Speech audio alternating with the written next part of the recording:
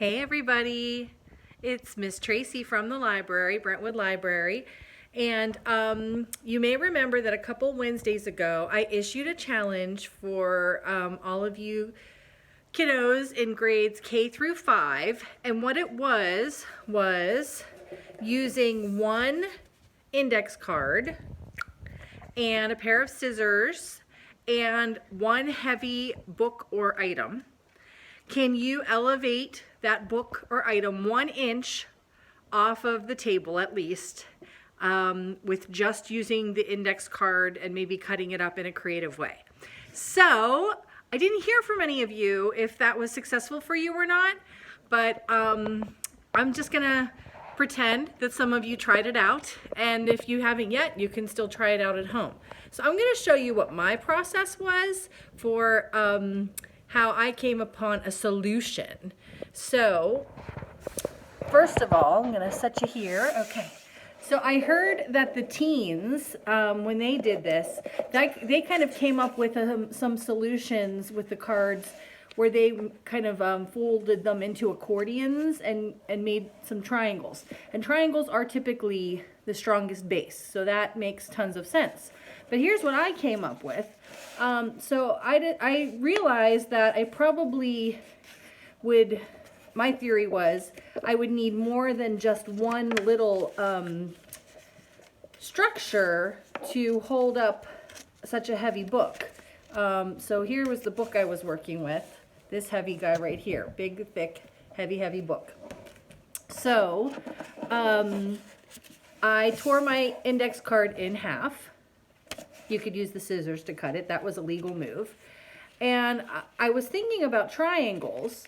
And so I tried folding them into triangles like this.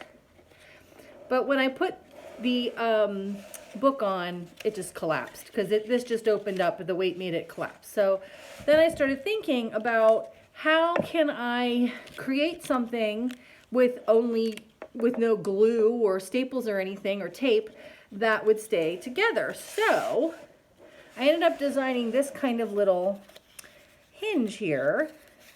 So here's my half of my index card, and I folded it together and I kind of tore these little notches. See how I did that? And then I folded these two over this way and this one back the other way. And then what happened was it kind of formed into this little square. Let me get my notches all lined up here. And those notches then helped these little pillars that I created to hold together. So you can see here how I did both that way. So then, when I stood them up on end, I had these two pillars, and then with a little bit of balancing and effort of just calculating, I was able to elevate the book. I think a little more than an inch even. So I had success with my experiment. Now what I did not try yet is a heavier book. I saved that for you guys. So what I have is this incredibly heavy, long, and it's so heavy. I would say, I didn't weigh them, but I'm guessing that it's probably about 3 times as heavy as the book that I used for my experiment. I think because the paper is made out of heavier material. So let's see if these pillars will hold up this incredibly heavy book.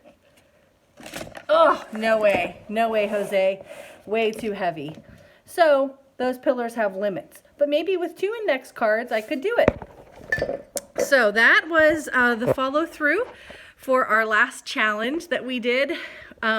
Now stay tuned, and I'm going to issue you another challenge for this week. Okay, so this next challenge for you, should you choose to accept it, is a tower building exercise. Now, when we have building club That's one of the things you all love to do. You love to use the kiva planks and the magnet tiles and see how tall you can build your towers.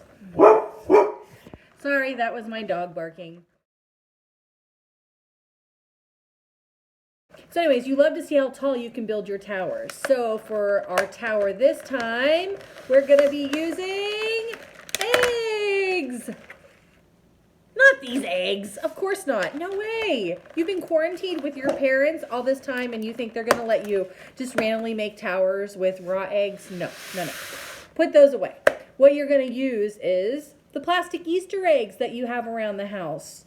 Those, popsicle sticks, and paper are the 3 items that you can use. Plastic Easter eggs, popsicle sticks or craft sticks, paper.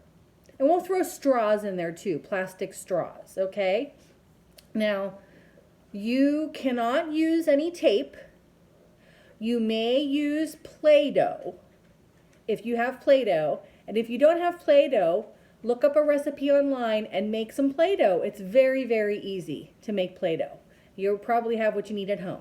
So plastic eggs, popsicle or craft sticks, index cards, straws. Those are the things you can build.